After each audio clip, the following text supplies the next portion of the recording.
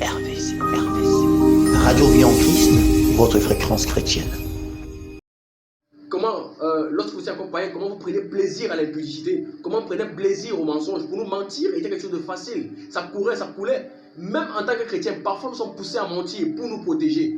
Parfois nous sommes poussés à mentir pour nous garder, un peu comme Pierre, qui a régné le Seigneur 3 fois. Il a menti parce qu'il voulait protéger sa vie, parce qu'il voulait garder sa vie. Et le Seigneur a dit, il a dit au Seigneur que moi je ne peux pas te trahir, je ne peux pas.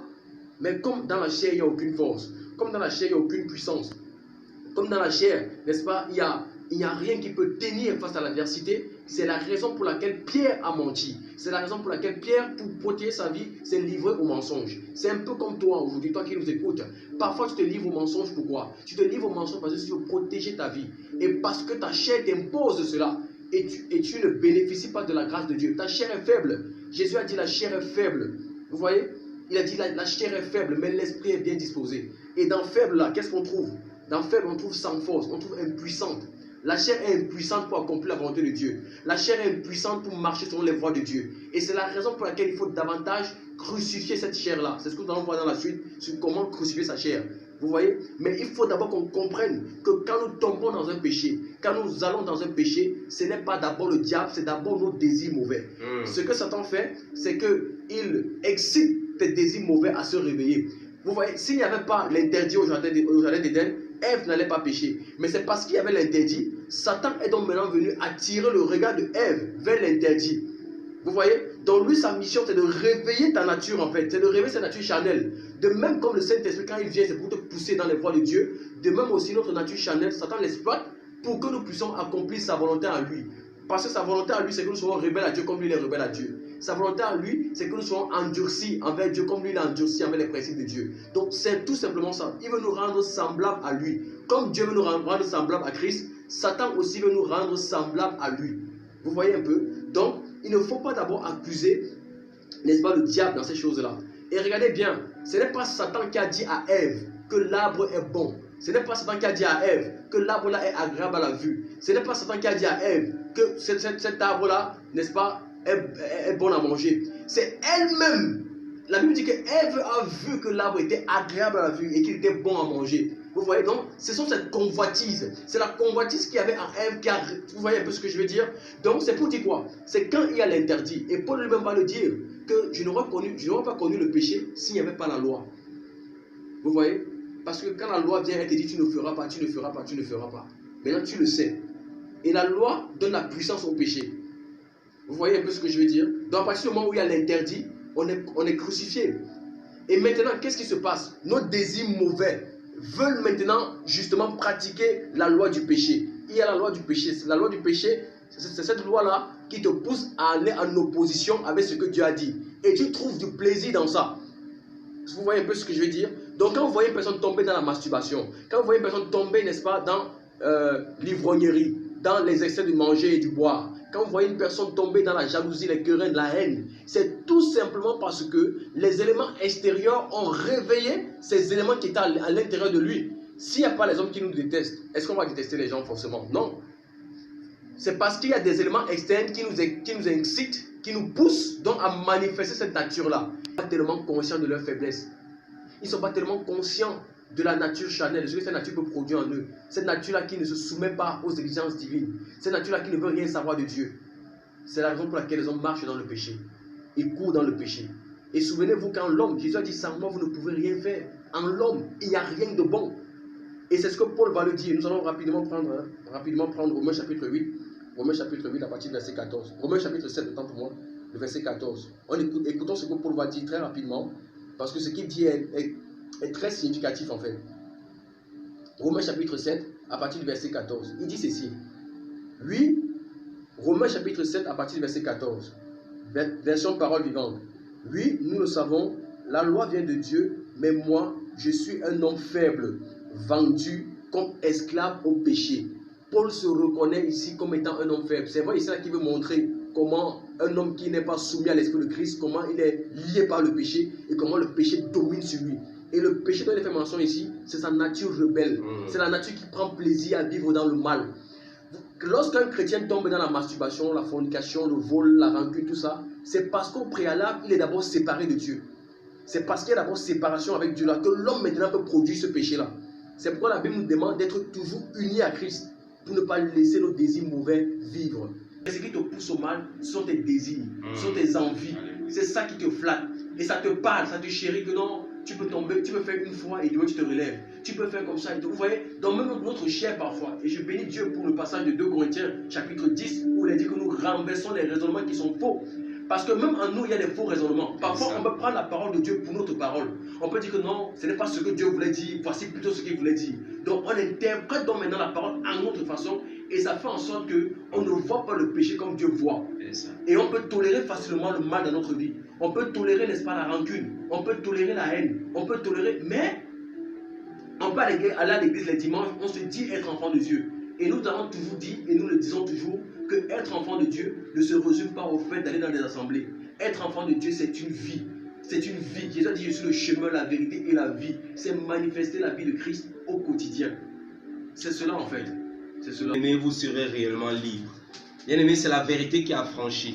C'est la vérité qui libère. C'est la vérité qui sauve. C'est la vérité qui rachète les âmes. Alléluia. Et cette vérité, bien-aimé, elle est fondamentale, elle est biblique. Et c'est cette vérité dont nous venons dans ce studio pour, n'est-ce pas, partager avec vous. Afin que la multitude de ceux qui écoutent cette parole-là soient libres. Libres dans leurs pensées, libres dans leur conscience, libres dans leur intelligence, libres des joutes maléfiques de l'ennemi, libres, n'est-ce pas, de leur façon de penser, libres dans leur mauvaise compréhension de ce que c'est que le combat spirituel. Alléluia. Donc voilà pourquoi nous prenons, n'est-ce pas, tous ces passages. Vous savez, la Bible dit que le cœur de l'homme est mauvais. Le cœur de l'homme est mauvais et nous sommes persuadés, bien aimés, que si nous demandons, si nous posons une question à quelqu'un, est-ce que ton cœur est mauvais? Tout le monde va dire non, mais mon cœur est bon. Mon cœur est bon. Mais à un moment donné, bien aimé, celui qui ne se soumet pas à Jésus, celui qui ne marche pas pleinement dans, n'est-ce pas, selon les commandements de Dieu, a un cœur mauvais. Celui qui ne se soumet pas à la vérité biblique, à la volonté de Dieu, son cœur est mauvais, tout simplement. Voilà pourquoi quelqu'un a dit que, mes maîtres, il n'y a rien de bon. Hein? C'est Jésus. Il a dit qu'il n'y a rien de bon en l'homme. Hein? Il n'y a qu'un seul qui est bon, c'est Dieu seul. C'est ce que Jésus a dit. Mais maintenant, il est venu nous rendre bon. De par son esprit, il est venu nous rendre bon. Pourquoi? Parce qu'au préalable, celui qui ne se soumet pas à l'esprit de Christ, il n'y a rien de bon en l'homme.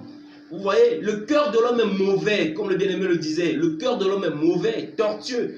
Et ça se définit, avant de revenir dans le livre de Romains chapitre 7, prenons un peu Marc, parce que Jésus a dit quelque chose. Jésus dit qu'il n'avait pas d'argent j'ai pas besoin qu'on me donne le témoignage d'un homme.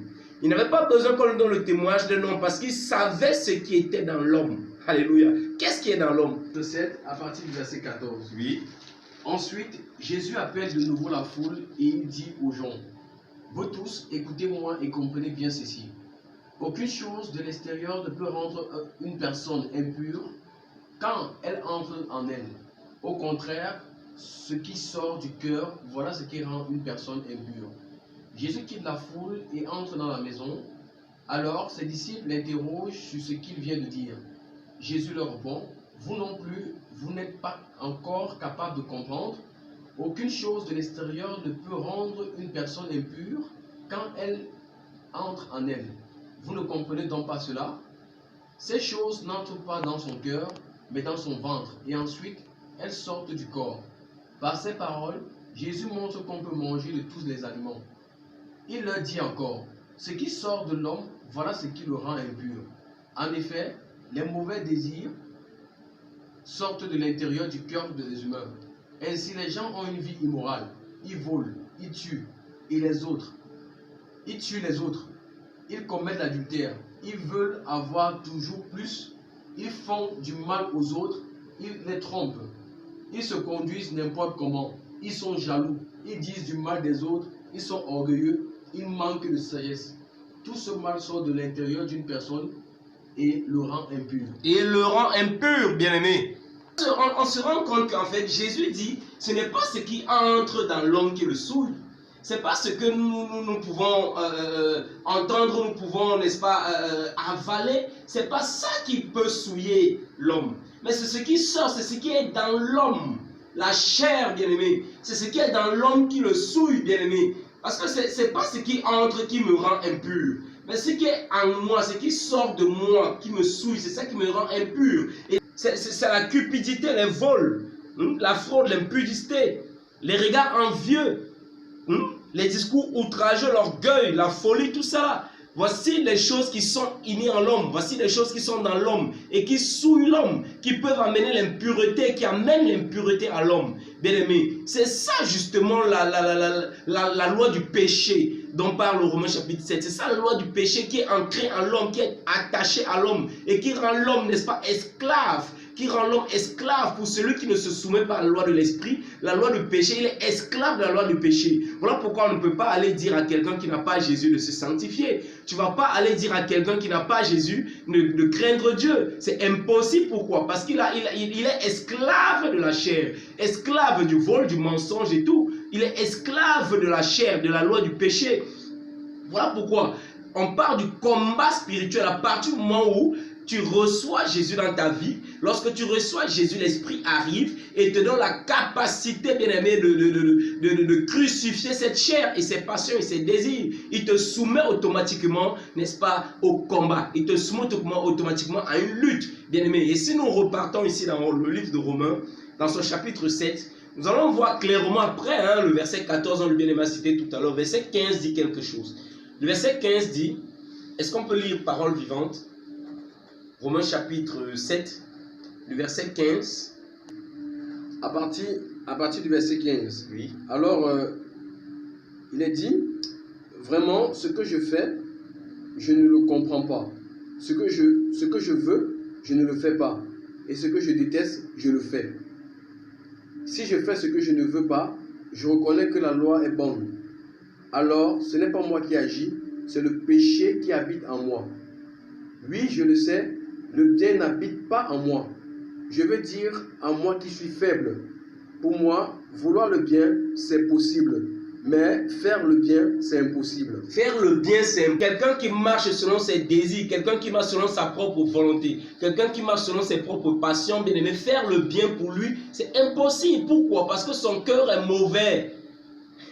Son cœur est mauvais, voilà pourquoi ça va nous éviter les combats. Ça nous évite les combats avec des personnes, même dans nos familles, des personnes qui ne sont pas converties, les personnes qui sont aisées, les honorables de nos familles, lorsque nous allons les soumettre des problèmes, tout ça là, attendant à ce qu'ils nous fassent du bien, bien aimés, et qu'ils ne nous fassent pas du bien, ne leur tenons pas rigueur.